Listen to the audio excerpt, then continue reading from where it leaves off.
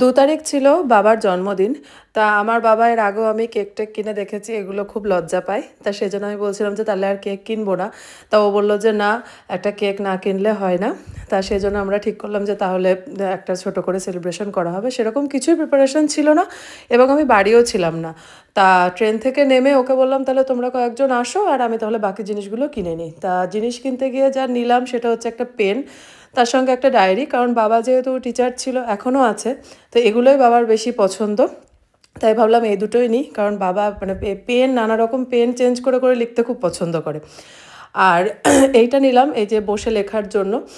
কাঠের যে জলচৌকি ওগুলো একটু মানে নাড়াচাড়া করা খুব সমস্যা হয়, বাড়িতে কয়েকটা আছে, অসুবিধা হয়ে যায়।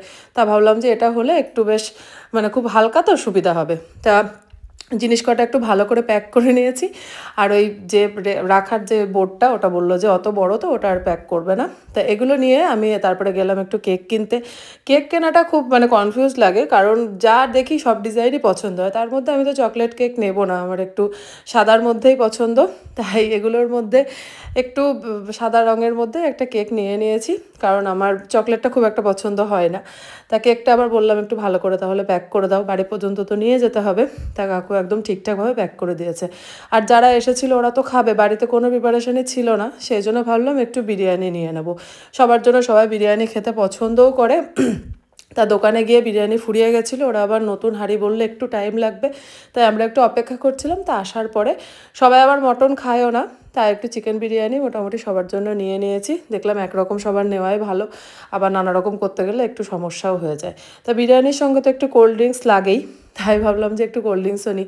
আমি তো কোল্ড ড্রিঙ্কস খুব পছন্দ করি, কিন্তু বর্তমানে তো আমি খাচ্ছি না। এবং সবশেষে একটু মিষ্টি না নিলে তো হবেও না। আমাদের এই দোকানের কিন্তু ছানার জিলাপিটা খুবই বিখ্যাত, সেজন্য ছানার জিলাপিটাই নিয়ে নিয়েছি। তারপরে বাড়িতে গিয়ে সব কিছু তো সাজানো হলো। এই কেকটা নিয়েছিলাম, কেকটা আমার খুব পছন্দ হয়েছিল, 2 লেয়ারের আর একটু ছোটোর মধ্যে। আর এই যে এরা সব এসেছিলো, আমার বাবা কিন্তু প্রত্যেকবার খুব লজ্জা পায়, এবার দেখলাম যে কোনো লজ্জা নেই, বেশ ভালো মতোই সবার সঙ্গে কেক টেক কাটলো আর খুব খুশিও হয়েছিল। এবার হয়তো মানে জামাই ছিল বলে হয়তো খুশি বেশি বেশি হয়েছিল। যাই হোক, মানে ক্যামেরার সামনে একদমই আসতে চায় না, তাই কেক খাওয়ানোর যে ব্যাপারটা অনেক বলে বলে কিছুতে এগুলো করবে না। আর মা তো সরে গেছে, মা বলছে আমাকে খাওয়াতে হবে না, মানে খুবই লজ্জা পেয়ে গেছে। তা যাই হোক, সবাই ছিল, সবাই একটু ফটো ভিডিও এগুলো করছিল। তা তারপরে তো আবার গিফটগুলো ঠিকঠাকভাবে দিয়ে দিতে হবে।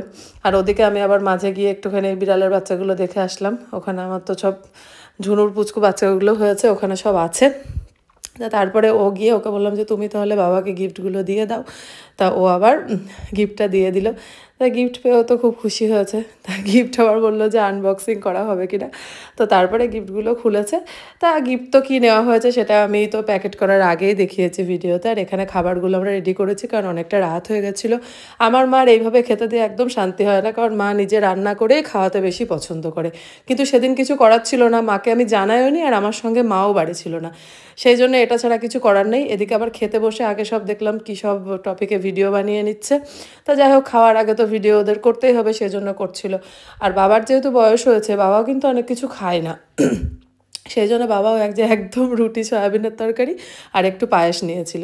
আর এখানে আমিও তো সব খাচ্ছি না বলে মা আমার জন্য একটু ফল কেটে দিচ্ছিল, আমি এগুলো খাবো। আর এখানে লাস্টে কোল্ড ড্রিঙ্কসটা রেডি করেছিলাম ওরা একটু খাবে বলে, তাও রাত হয়ে গেছিলো বলে সবাই খায়নি। এদিকে আমার খাবারটা আমি লাস্টে বসে পড়েছি খাওয়ার জন্য। আর শেষে একটু কেক, পায়েস আর মিষ্টি এই বাড়ির বাবা আর ভাইয়ের জন্য একটু নিয়ে নিলাম, কারণ ওদেরকে বলাও হয়নি আর আগের থেকে কোনো প্রিপারেশনও ছিল না। ওইগুলো নিয়ে আবার আমরা সব বাড়ি চলে আসলাম।